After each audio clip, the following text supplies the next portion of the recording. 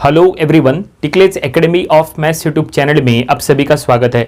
आज के वीडियो में solution of a simultaneous equation by adjoint method ये टॉपिक को हम आगे बढ़ाएंगे और आज हम इसका 10th प्रॉब्लम स्टडी करेंगे।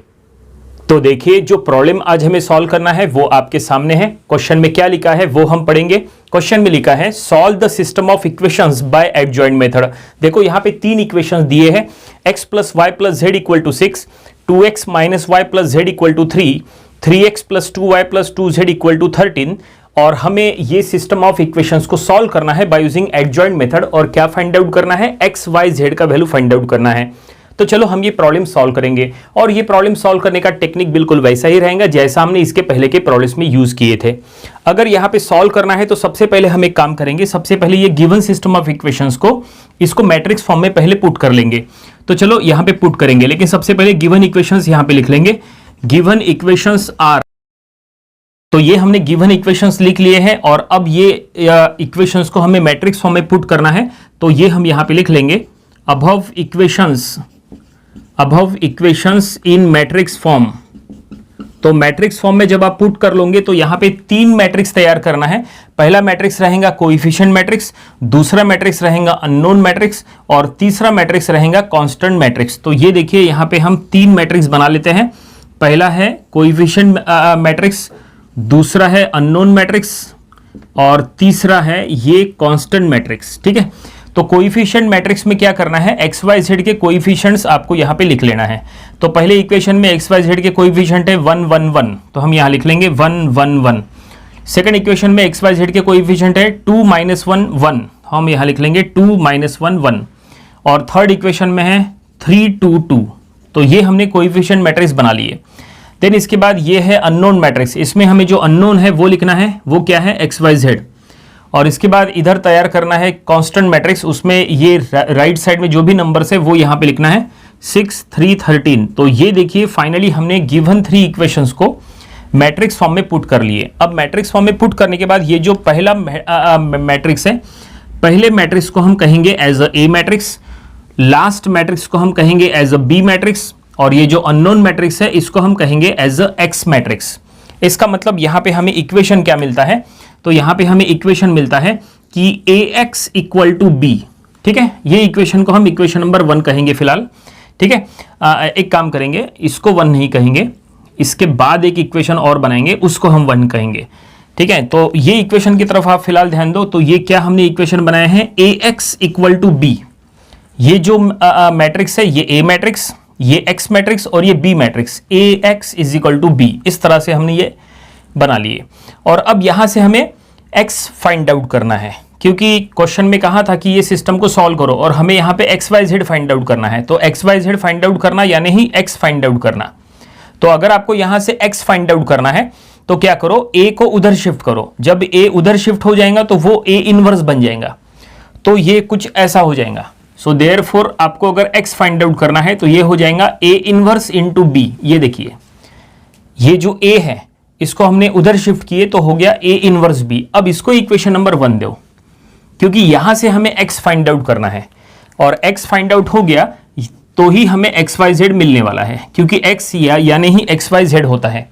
ठीक है, तो यहां पे फिलहाल हम मेंशन कर लेंगे कि a क्या है, b क्या है और x क्या है। तो ये हम यहां वेयर में लिख लेंगे। तो ये देखो, ये हमने तीनों को यहाँ पे मेंशन कर लिया है कि a क्या है, b क्या है, x क्या है, क्योंकि हमने यहाँ इक्वेशन बनाया है ax इक्वल टू b और यहाँ से हमने तैयार किए x is equal to a inverse b। तो a क्या है, b क्या है, x क्या है, ये मेंशन करना बहुत ज़रूरी है। नंबर ऑफ स्टूडेंट्स को हमने देखा है कि जब वो सॉल्व कर लेते हैं तो वो मेंशन नहीं करते, मेंशन करना कंपलसरी है। ठीक है, तो अब यहाँ से हमें क्या फाइंड आउट करना है, हमें x फाइंड आउट करना है, x यानी एक्स वाई जेड, और हमें ये इक्वेशन नंबर 1 से वो मिलने वाला है। लेकिन अगर आपको ये इक्वेशन नंबर 1 को सॉल्व करना है तो यहाँ पे a इनवर्स और b को मल्टीप्लाई करना पड़ेगा, तभी हमें x मिल जाएगा। तो b तो है हमारे पास ये वाला, लेकिन a इनवर्स है क्या, नहीं है। तो हम a इनवर्स पहले अलग से फाइंड आउट कर लेते हैं। अब a इनवर्स फाइंड आउट करने के लिए फार्मूला क्या है वो देखो। सो a इनवर्स का फार्मूला है that is adjoint of a bye mod of a। ये फार्मूला है, ये फार्मूले से हमें a इनवर्स मिल जाएगा। इसको हम फिलहाल इक्वेशन नंबर 2 कहेंगे। ठीक है, क्योंकि हमें यहाँ पे एडजॉइंट ऑफ ए और मॉड ऑफ ए पुट करना पड़ेगा, तब जाके हमें ए इनवर्स यहाँ पे मिल जाएगा। और एक बार यहाँ से ए इनवर्स मिला तो वो ए इनवर्स यहाँ पुट करेंगे, बी पुट करेंगे, मल्टीप्लाई करके एक्स निकालेंगे, प्रॉब्लम समाप्त हो जाएगा। ठीक है, तो चलो अब इक्वेशन नंबर 2 से ए इनवर्स निकालते हैं। तो यहाँ सबसे पहले क्या करो, सबसे पहले ए का मॉड निकालो, मॉड ऑफ ए। इसका मतलब इनडायरेक्टली ये पहले चेक कर लो कि गिवन जो ए मैट्रिक्स है वो नॉन सिंगुलर मैट्रिक्स है कि नहीं, क्योंकि रूल ये है कि अगर कोई मैट्रिक्स नॉन सिंगुलर मैट्रिक्स होता है तो ही उसका इनवर्स पॉसिबल होता है। यहां पे हमें ए का इनवर्स निकालना है ना, तो ए इनवर्स निकालने के लिए पहले चेक करो कि गिवन ए मैट्रिक्स नॉन सिंगुलर मैट्रिक्स है या नहीं। अब नॉन सिंगुलर मैट्रिक्स क्या होता है, तो जो मैट्रिक्स का डिटरमिनेंट नॉन जीरो होता है वो मैट्रिक्स को नॉन सिंगुलर मैट्रिक्स बोलते हैं। ठीक है, तो चलो यहां पे हम ए का मॉड निकाल लेते हैं, उससे हमें पता चल जाएगा कि ए मैट्रिक्स नॉन सिंगुलर मैट्रिक्स है या नहीं। ठीक है, और उसका इनवर्स पॉसिबल है या नहीं। So mod of A, so A matrix को, ये जो ए मैट्रिक्स है उसको मॉड में लिखो 1 1 1, उसके एलिमेंट्स देन 2 -1 1 एंड 3 2 2। ये हमने ए मैट्रिक्स के एलिमेंट्स मॉड में लिख लिए। और अब इसको सॉल्व करो। ठीक है, तो इसको सॉल्व करते समय देखो आपके पास दो ऑप्शन है, या तो आप इसको कैलकुलेटर में डायरेक्टली सॉल्व कर सकते हैं, कैलकुलेटर में डिटरमिनेंट सॉल्व करने का ऑप्शन होता है, और अगर आपको कैलकुलेटर का यूज नहीं करना है तो आप इसको अलग से मैनुअली भी सॉल्व कर सकते हैं, कोई दिक्कत नहीं है। तो चलो यहाँ पे हम इसको मैनुअली सॉल्व करेंगे। सबसे पहले 1 लेंगे। ठीक है, 1 का रो और कॉलम छोड़ो, ये 4 एलिमेंट्स में क्रॉस मल्टीप्लिकेशन करो, तो ये दोनों का मल्टीप्लिकेशन -2 -2। ठीक है, दिस माइनस दिस। उसके बाद ये वाला 1 ले लो, ये आएगा माइनस में। ठीक है, और ये 1 का रो और कॉलम छोड़ो, ये 4 एलिमेंट्स बचे, उसमें क्रॉस मल्टीप्लिकेशन करो, ये दोनों का मल्टीप्लिकेशन 4 माइनस ये दोनों का मल्टीप्लिकेशन 3। उसके बाद लास्ट में ये 1 ले लो। ठीक है, और ये 1 का रो और कॉलम छोड़ो, रो कॉलम छोड़ने के बाद ये 4 एलिमेंट्स में क्रॉस मल्टीप्लिकेशन करो, ये दोनों का मल्टीप्लिकेशन 4 + 3। ठीक है, 4 + 3। बस इसको सॉल्व करो तो ये क्या आएगा, ये देखो, ये होगा -4 × 1, तो ये हो गया -4, ये 1 और ये -1, और ये रहेगा 7। ठीक है, तो ये -4 -1 यानी -5 + 7 यानी हो जाएगा 2। सो मॉड ऑफ ए क्या मिला हमें, मॉड ऑफ ए मिल गया 2। तो ये जो मॉड ऑफ ए है ये नॉन सिंगुलर है। ठीक है, इसका मतलब ये नॉट इक्वल टू 0 है, इसका मतलब ए इनवर्स पॉसिबल है, ए इनवर्स हो सकता है, क्योंकि हमने ये प्रूफ किया है कि गिवन ए मैट्रिक्स जो है वो नॉन सिंगुलर मैट्रिक्स है, तो इसका इनवर्स अब पॉसिबल है। तो यहां पे हम लिख लेंगे since mod of A is not equal to 0, ठीक है,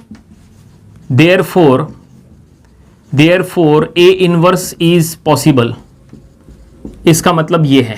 ठीक है, ये हमने मेंशन कर लिए। तो ए इनवर्स हो सकता है, मॉड ऑफ ए हमने फाइंड आउट कर लिए 2, यानी यहां पे पुट करने के लिए हमें 2 मिल गया। लेकिन एडजॉइंट ऑफ ए है क्या हमारे पास, नहीं, तो इसको अलग से फाइंड आउट कर लो। तो चलो अब एडजॉइंट ऑफ ए निकालते हैं। तो एडजॉइंट ऑफ ए निकालने के लिए फार्मूला क्या है, तो एडजॉइंट ऑफ ए निकालने का फार्मूला ये है, कोफैक्टर मैट्रिक्स ए और उसका ट्रांसपोज, कोफैक्टर मैट्रिक्स का हमें ट्रांसपोज करना है। तो चलो अब पहले कोफैक्टर मैट्रिक्स फाइंड आउट कर लेंगे, बाद में उसका ट्रांसपोज करेंगे, तब जाके हमें एडजॉइंट ऑफ ए मिल जाएगा। वैसे इसके पहले ऑलरेडी हमने एडजॉइंट कैसे फाइंड आउट करना उसके ऊपर एक स्पेशल वीडियो बनाए थे, वो वीडियो आप देख सकते हैं। उसी के साथ साथ कोफैक्टर कैसे फाइंड आउट करना उसके ऊपर भी एक स्पेशल वीडियो बनाए थे। ये सभी वीडियोज आपको देख लेना चाहिए, आपका पूरा बेसिक कॉन्सेप्ट क्लियर हो जाएगा। तो चलो यहाँ पे कोफैक्टर मैट्रिक्स पहले फाइंड आउट करेंगे। कोफैक्टर मैट्रिक्स यहाँ तैयार होने के बाद फिर हम उसका ट्रांसपोज करेंगे, तब जाके हमें एडजॉइंट ऑफ ए यहाँ पे फाइनली मिल जाएगा। अब कोफैक्टर मैट्रिक्स फाइंड आउट करना है, ठीक है, ए मैट्रिक्स का। तो देखो कोफैक्टर मैट्रिक्स कैसे फाइंड आउट करना। तो ए मैट्रिक्स के अंदर कितने एलिमेंट्स हैं, तो इसका ऑर्डर है 3/3, इसमें 9 एलिमेंट्स है। तो अगर यहाँ पे 9 एलिमेंट्स है तो यहाँ पे सभी 9 एलिमेंट्स के कोफैक्टर यहाँ पे आएंगे। ठीक है, तो चलो यहाँ पे कोफैक्टर फाइंड आउट करना स्टार्ट कर लेते हैं। ठीक है, सबसे पहले 1 का कोफैक्टर निकालना है। तो 1 का कोफैक्टर निकालने के लिए क्या करो, 1 का रो और कॉलम छोड़ दो। रो कॉलम छोड़ने के बाद इसमें ये जो 4 एलिमेंट्स है इसमें क्रॉस मल्टीप्लिकेशन करो। तो ये दोनों का मल्टीप्लिकेशन -2, ये दोनों का मल्टीप्लिकेशन -2 -2 -2, तो ये हो जाएगा -4। तो हम लिख लेंगे -4। आप चाहे तो रफ कैलकुलेशन कर सकते हैं, कोई दिक्कत नहीं है। उसके बाद ये 1 के लिए सॉल्व करना है, तो ये 1 का रो और कॉलम छोड़ दो। रो कॉलम छोड़ने के बाद ये जो 4 एलिमेंट्स बचे इसमें क्रॉस मल्टीप्लिकेशन करो। ये दोनों का मल्टीप्लिकेशन 4 माइनस ये दोनों का मल्टीप्लिकेशन 3, तो 4 - 3 ये हो जाएगा 1।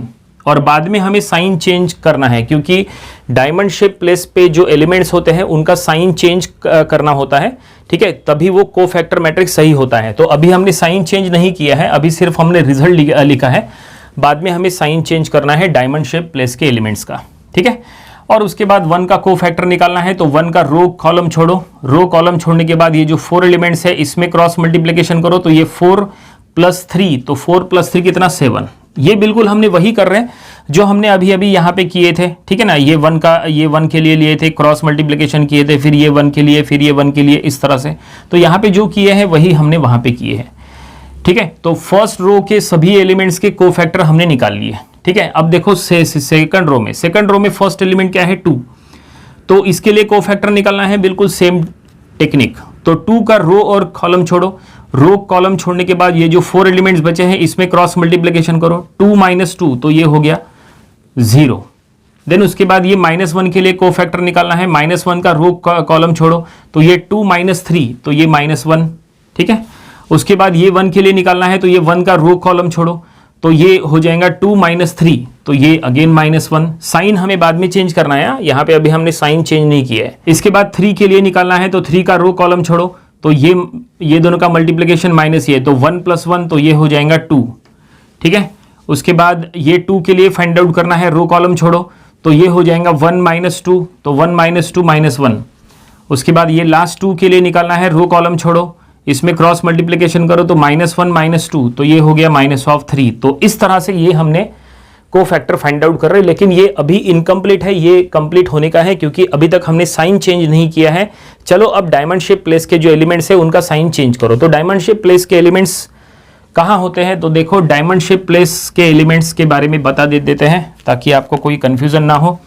जो कोफैक्टर मैट्रिक्स होता है, देखो इस टाइप का, ठीक है ना, उसमें एलिमेंट्स ऐसे होते हैं 1 2 3 4 5 6 7 8 9, इस टाइप से होते हैं, ठीक है ना, 3x3 ऑर्डर में।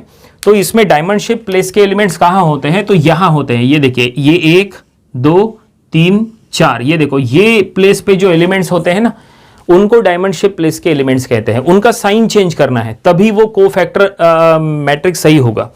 उनका साइन चेंज करना है, तो अगर प्लस है तो माइनस करो, माइनस है तो प्लस करो, और 0 अगर है तो 0 में प्लस लगाओ, माइनस लगाओ, कोई फर्क नहीं पड़ेगा, ठीक है। तो ये 4 प्लेस के एलिमेंट्स, ठीक है। तो यहाँ पे कहाँ है, देखो ये प्लेस के एलिमेंट्स है, ठीक है। इसका साइन चेंज करो, तो चलो साइन चेंज करेंगे। इसका आंसर +1 है तो ये -1 हो जाएगा।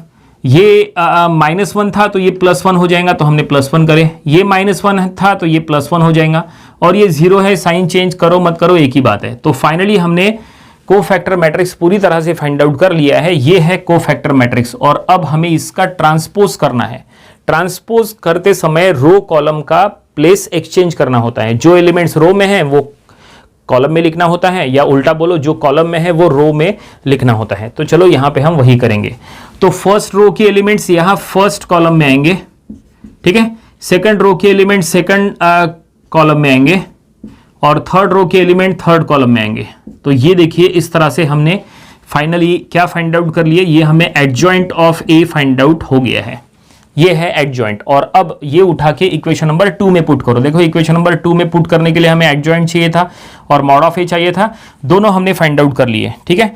ये है मॉड ऑफ ए, ठीक है, और ये है एडजॉइंट ऑफ ए। और अब ये दोनों उठा के इक्वेशन नंबर 2 में पुट करो। तो चलो इक्वेशन नंबर 2 में हम पुट करेंगे। सो इक्वेशन नंबर 2 एम्प्लॉइज, सबसे पहले है लेफ्ट हैंड साइड में A inverse is equal to, so यहाँ पे मॉड ऑफ ए का वैल्यू क्या है 2 है, तो ये हम बाहर ले लेते हैं यहाँ पे 1/2, और एडजॉइंट ऑफ ए जो है वो ये मैट्रिक्स है, वो हम यहाँ लिख लेंगे -4 0 2, देन उसके बाद -1 -1 1 और 7 1 -3। तो ये देखिए फाइनली हमने ए इनवर्स यहाँ पे फाइंड आउट कर लिए। और अब ये ए इनवर्स उठा के इक्वेशन नंबर 1 में पुट करो। इक्वेशन नंबर 1 से हमें x फाइंड आउट करना है, तो चलो अब इक्वेशन नंबर 1 में पुट करेंगे। सो इक्वेशन नंबर 1 में इक्वेशन नंबर 1 में सबसे पहले क्या लिखा है, x यानी क्या होता है, x यानी होता है xyz। तो ये देखो x यानी xyz, तो ये हम लिख लेंगे xyz, ठीक है, लेफ्ट हैंड साइड में। उसके बाद राइट हैंड साइड में a इनवर्स इंटू b, तो a इनवर्स ये है और b ये है, तो सबसे पहले हम लिख लेंगे a इनवर्स, उसमें 1/2 बाहर है और उसके एलिमेंट से -4 0 2 -1 -1 1 7 1 -3, तो ये हमने लिख लिए a इनवर्स, ठीक है, इंटू b यानी ये मैट्रिक्स है, तो ये हम यहाँ लिख लेंगे b क्या होगा 6 3 13, तो ये हमने फाइनली इक्वेशन नंबर 1 में डाटा पुट कर लिया है। और अब इक्वेशन नंबर 1 को सॉल्व करो, सॉल्व करने के बाद जो रिजल्ट आएगा वो होगा XYZ और प्रॉब्लम वहीं पे कंप्लीट हो जाएगा। तो चलो इसको सॉल्व करेंगे। तो इसके लिए आपको मैट्रिक्स मल्टीप्लिकेशन आना चाहिए। देखो यहाँ पे दोनों मैट्रिक्स का मल्टीप्लिकेशन है, लेकिन मैट्रिक्स मल्टीप्लाई करते समय चेक करो कि दोनों का मल्टीप्लिकेशन हो सकता है कि नहीं। रूल क्या है, रूल ऐसा है कि फर्स्ट मैट्रिक्स के रो में जितने एलिमेंट्स हैं सेकंड मैट्रिक्स के कॉलम में भी उतने ही एलिमेंट्स होना, तो ही मैट्रिक्स मल्टीप्लिकेशन हो सकता है, नहीं तो नहीं। चलो चेक कर लेंगे। तो ये देखो ये फर्स्ट मैट्रिक्स है, फर्स्ट मैट्रिक्स के रो में कितने एलिमेंट है, 3 एलिमेंट है। तो चेक करो सेकंड मैट्रिक्स के कॉलम में भी 3 एलिमेंट है क्या, बिल्कुल है। इसका मतलब ये मैट्रिक्स मल्टीप्लिकेशन हो सकता है। तो चलो करेंगे। तो सबसे पहले 1/2 बाहर है और अब मैट्रिक्स मल्टीप्लाई करेंगे। तो देखो -4 × 6, तो ये हो गया -24। उसके बाद 0 × 3, तो +0। उसके बाद 2 × 13, तो ये हो गया 26। तो ये हमने फर्स्ट रो फर्स्ट कॉलम कर लिए। और अब -1 × 6, तो ये -6, -1 × 3, तो ये -3, 1 × 13, तो ये हो गया 13। तो ये हो गया सेकंड रो इंटू कॉलम। और अब थर्ड रो इंटू कॉलम करो, थर्ड रो 7 × 6, तो ये 42, 1 × 3, तो ये +3, 3 × 13, तो -39। तो ये हमने फाइनली दोनों मैट्रिक्स को मल्टीप्लाई कर लिए। और अब इसको थोड़ा सा सॉल्व करो। तो यहाँ पे जगह नहीं है लिखने को, तो हम इधर का पार्ट यहाँ पे मिटा देंगे, ऊपर का हम इधर सॉल्व करेंगे। तो ये हम यहाँ पे कंटिन्यू करेंगे। लेफ्ट हैंड साइड में है XYZ, तो यहाँ लिख लो XYZ। और राइट साइड में देखो क्या रहेगा, सबसे पहले 1/2 बाहर में है और अब क्या रहेगा, देखो ये -24 + 26, इसका मतलब ये हो जाएगा 2, ठीक है। उसके बाद के रो में क्या होगा, -6 -3 मतलब -9, -9 + 13, तो ये हो गया 4। उसके बाद 42 + 3 45 -39, तो ये हो जाएगा 6। तो ये देखिए ये हमने यहाँ पे मैट्रिक्स का रिजल्ट लिख लिया है। और अब काम करो, ये 1/2 से अंदर मल्टीप्लाई कर लो, तो ये कुछ ऐसा हो जाएगा। लेफ्ट हैंड साइड में अगेन XYZ और राइट साइड में जो है 1/2 अंदर जाओ लेके, तो ये हो जाएगा 2/2 4/2 एंड 3 एंड 6/2 6/2। तो ये देखिए हमने 1/2 से अंदर मल्टीप्लाई कर लिए और अब हमें यहाँ पे XYZ मिलने वाला है। सो लेफ्ट हैंड साइड में XYZ और राइट साइड में ये देखो 2/2 यानी 1, ये 2 और ये 3। तो फाइनली हमें XYZ मिल चुका है। तो हम यहाँ पे लिख लेंगे therefore x = 1, y = 2, z = 3 is the result, is the required result। और फाइनली प्रॉब्लम जो है वो यहीं पे कंप्लीट हो गया। क्वेश्चन में कहा था गिवन साइमल्टेनियस इक्वेशंस को सॉल्व करो बाय यूजिंग एडजॉइंट मेथड। तो ये हमने एडजॉइंट मेथड से गिवन इक्वेशंस को सॉल्व किए और हमने ये रिजल्ट फाइंड आउट कर लिए। इट मीन्स XYZ हमें मिल गया और प्रॉब्लम यहीं पे कंप्लीट हो गया। उम्मीद करते हैं कि ये प्रॉब्लम आपको समझ में आया होगा। ये प्रॉब्लम आपको अपनी प्रैक्टिस बुक में जरूर सॉल्व करके देख लेना चाहिए। ये इंपॉर्टेंट प्रॉब्लम था, इसके पहले एग्जाम में भी आ चुका है। ये था solution of a simultaneous equation by adjoint method, ये टॉपिक का प्रॉब्लम नंबर 10। इसके पहले जो हमने इसके 9 प्रॉब्लम्स लिए थे वो भी आपको स्टडी कर लेना चाहिए और इसके आने वाले दिनों में हम इसके और भी नंबर ऑफ प्रॉब्लम्स कवर करेंगे ताकि इसकी और अच्छे से प्रैक्टिस हो जाए। तो मिलते हैं नेक्स्ट वीडियो में। Thank you very much.